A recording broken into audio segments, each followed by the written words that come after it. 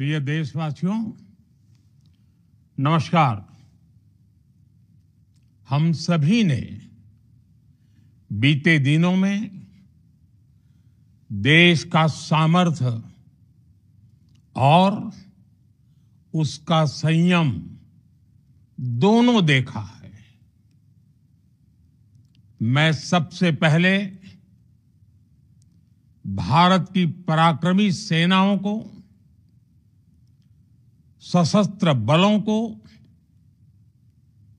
हमारी खुफिया एजेंसियों को, हमारे वैज्ञानिकों को, हर भारतवासी की तरफ से सैल्यूट करता हूं। हमारे वीर सैनिकों ने ऑपरेशन सिंदूर के लक्ष्यों की प्राप्ति के लिए असीम शौर्य का प्रदर्शन किया। मैं उनकी वीरता को, उनके साहस को, उनके पराक्रम को आज समर्पित करता हूं हमारे देश की हर माता को, देश की हर बहन को और देश की हर बेटी को ये पराक्रम समर्पित करता हूं। साथियों, 22 अप्रैल को पहलगाम में आतंकवादियों ने जो बर्बरता दिखाई थी, उसने देश और दुनिया को झकझोर दिया था। छुट्टियां मना रहे निर्दोष मासूम नागरिकों को धर्म पूछकर उनके परिवार के सामने,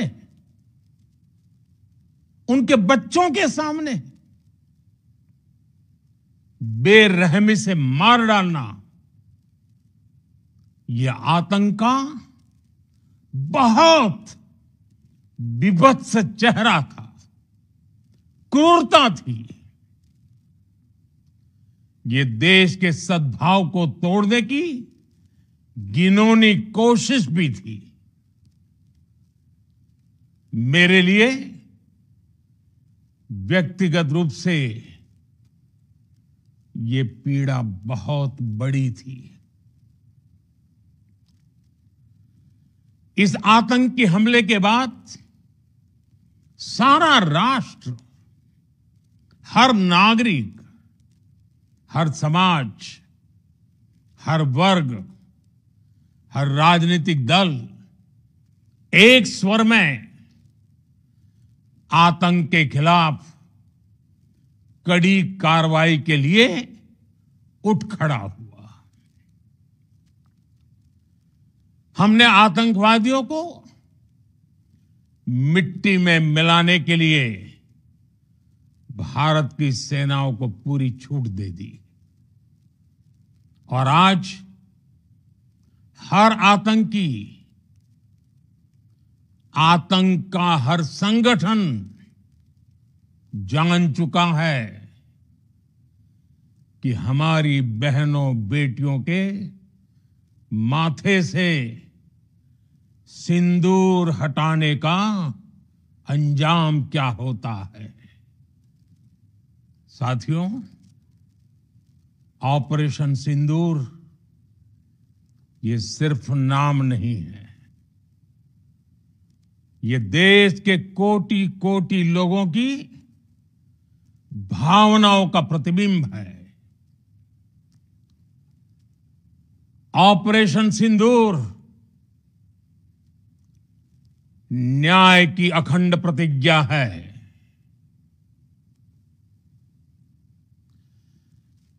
6 मई की देर रात, 7 मई की सुबह पूरी दुनिया ने इस प्रतिज्ञा को परिणाम में बदलते देखा है। भारत की सेनाओं ने पाकिस्तान में आतंक के ठिकानों पर, उनके ट्रेनिंग सेंटर्स पर सटीक प्रहार किया। आतंकियों ने सपने में भी नहीं सोचा था कि भारत इतना बड़ा फैसला ले सकता है। लेकिन जब देश एकजुट होता है, नेशन फर्स्ट की भावना से भरा होता है, राष्ट्र सर्वोपरि होता है, तो फौलादी फैसले लिए जाते हैं, परिणाम लाकर दिखाए जाते हैं। जब पाकिस्तान में आतंक के अड्डों पर भारत की मिसाइलों ने हमला बोला, भारत के ड्रोन्स ने हमला बोला, तो आतंकी संगठनों की इमारतें नहीं, बल्कि उनका हौसला भी थर्रा गया। बहावलपुर और मुरिद के जैसे आतंकी ठिकाने एक प्रकार से ग्लोबल टेररिज्म की यूनिवर्सिटीज रही है।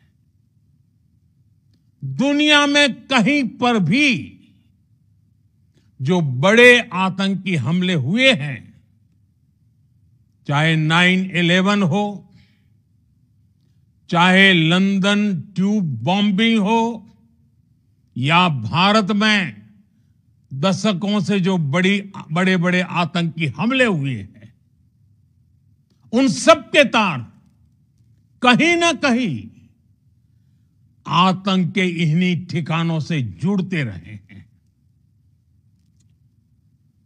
आतंकियों ने हमारी बहनों का सिंदूर उजाड़ा था, इसलिए भारत ने आतंक के ये हेडक्वार्टर्स उजाड़ दिए। भारत के इन हमलों में 100 से अधिक खूंखार आतंकवादियों को मौत के घाट उतारा गया है। आतंक के बहुत सारे आका बीते 2.5-3 दशकों से खुलेआम पाकिस्तान में घूम रहे थे, जो भारत के खिलाफ साजिशें करते थे। उन्हें भारत ने एक झटके में खत्म कर दिया। साथियों, भारत की इस कार्रवाई से पाकिस्तान घोर निराशा में गिर गया था, हताशा में गिर गया था, बौखला गया था। और इसी बौखलाहट में उसने एक और दुस्साहस किया। आतंक पर भारत की कार्रवाई का साथ देने के बजाय पाकिस्तान ने भारत पर ही हमला करना शुरू कर दिया। पाकिस्तान ने हमारे स्कूलों, कॉलेजों को, गुरुद्वारों को, मंदिरों को, सामान्य नागरिकों के घरों को निशाना बनाया।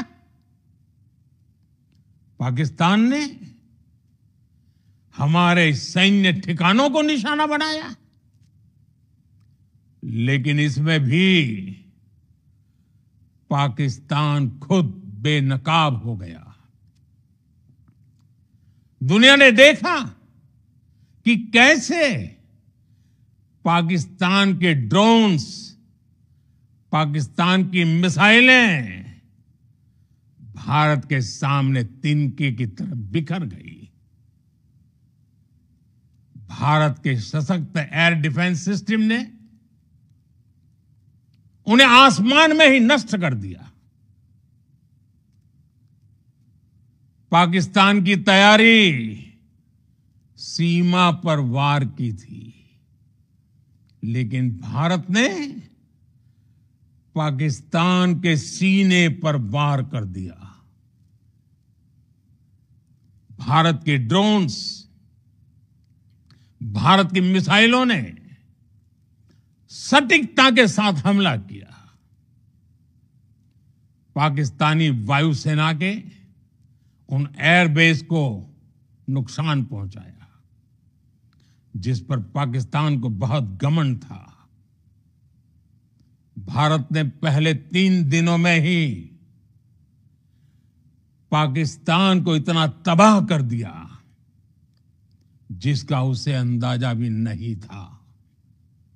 इसलिए भारत की आक्रामक कार्रवाई के बाद पाकिस्तान बचने के रास्ते खोजने लगा। पाकिस्तान दुनिया भर में तनाव कम करने के लिए गुहार लगा रहा था, और बुरी तरह पीटने के बाद इसी मजबूरी में 10 मई की दोपहर को पाकिस्तानी सेना ने हमारे डीजीएमओ को संपर्क किया। तब तक हम आतंकवाद के इंफ्रास्ट्रक्चर को बड़े पैमाने पर तबाह कर चुके थे। आतंकियों को मौत के घाट उतार दिया गया था। पाकिस्तान के सीने में बसाए गए आतंक के अड्डों को हमने खंडहर बना दिया था। इसलिए जब पाकिस्तान की तरफ से गुहार लगाई गई, पाकिस्तान की तरफ से जब ये कहा गया कि उसकी ओर से आगे कोई आतंकी गतिविधि और सैन्य दुस्साहस नहीं दिखाया जाएगा, तो भारत ने भी उस पर विचार किया। और मैं फिर दोहरा रहा हूं, हमने पाकिस्तान के आतंकी और सैन्य ठिकानों पर अपनी जवाबी कार्रवाई को अभी सिर्फ स्थगित किया है। आने वाले दिनों में हम पाकिस्तान के हर कदम को इस कसौटी पर मापेंगे कि वो क्या रवैया अपनाता है। साथियों, भारत की तीनों सेनाएं, हमारी एयरफोर्स, हमारी आर्मी और हमारी नेवी, हमारी border security force BSF, Bharat के अर्धसैनिक बल लगातार अलर्ट पर है। सर्जिकल स्ट्राइक और एयर स्ट्राइक के बाद अब ऑपरेशन सिंदूर आतंक के खिलाफ भारत की नीति है। ऑपरेशन सिंदूर ने आतंक के खिलाफ लड़ाई में एक नई लकीर खींच दी है, एक नया पैमाना, न्यू नॉर्मल तय कर दिया है। पहला, भारत पर आतंकी हमला हुआ तो मुंह तोड़ जवाब दिया जाएगा। हम अपने तरीके से, अपनी शर्तों पर जवाब देकर रहेंगे। हर उस जगह जाकर कठोर कार्रवाई करेंगे जहां से आतंक की जड़ें निकलती हैं। दूसरा, कोई भी न्यूक्लियर ब्लैकमेल भारत नहीं सहेगा। न्यूक्लियर ब्लैकमेल की आड़ में पनप रहे आतंकी ठिकानों पर भारत सटीक और निर्णायक प्रहार करेगा। तीसरा, हम आतंक की सरपरस्त सरकार और आतंक के आकाओं को अलग अलग नहीं देखेंगे। ऑपरेशन सिंदूर के दौरान दुनिया ने पाकिस्तान का वो घिनौना सच फिर देखा है, जब मारे गए आतंकियों को विदाई देने पाकिस्तानी सेना के बड़े बड़े अफसर उमड़ पड़े। स्टेट स्पॉन्सर्ड टेररिज्म का ये बहुत बड़ा सबूत है। हम भारत और अपने नागरिकों को किसी भी खतरे से बचाने के लिए लगातार निर्णायक कदम उठाते रहेंगे। साथियों, युद्ध के मैदान पर हमने हर बार पाकिस्तान को धूल चटाई है और इस बार ऑपरेशन सिंदूर ने नया आयाम जोड़ा है। हमने रेगिस्तानों और पहाड़ों में अपनी क्षमता का शानदार प्रदर्शन किया और साथ ही न्यू एज वॉरफेयर में भी अपनी श्रेष्ठता सिद्ध की। इस ऑपरेशन के दौरान हमारे मेड इन इंडिया हथियारों की प्रामाणिकता सिद्ध हुई। आज दुनिया देख रही है 21वीं सदी के वॉरफेयर में made in India defence equipments, इसका समय आ चुका है। साथियों, हर प्रकार के आतंकवाद के खिलाफ हम सभी का एकजुट रहना, हमारी एकता हमारी सबसे बड़ी शक्ति है। निश्चित तौर पर ये युग युद्ध का नहीं है, लेकिन ये युग आतंकवाद का भी नहीं है। टेररिज्म के खिलाफ जीरो टॉलरेंस, ये एक बेहतर दुनिया की गारंटी है। साथियों, पाकिस्तानी फौज, पाकिस्तान की सरकार जिस तरह आतंकवाद को खाद पानी दे रहे हैं, वो एक दिन पाकिस्तान को ही समाप्त कर देगा। पाकिस्तान को अगर बचना है तो उसे अपने टेरर इंफ्रास्ट्रक्चर का सफाया करना ही होगा। इसके अलावा शांति का कोई रास्ता नहीं है। भारत का मत एकदम स्पष्ट है। टेरर और टॉक एक साथ नहीं हो सकते। टेरर और ट्रेड एक साथ नहीं चल सकते और पानी और खून भी एक साथ नहीं बह सकता। मैं आज विश्व समुदाय को भी कहूंगा, हमारी घोषित नीति रही है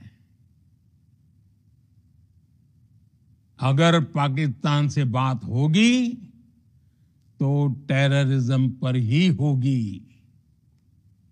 अगर पाकिस्तान से बात होगी तो पाक ऑक्युपाइड कश्मीर पीओके उस पर ही होगी।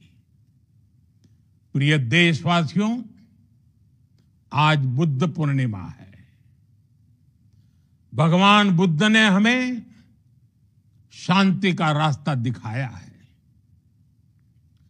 शांति का मार्ग भी शक्ति से होकर जाता है।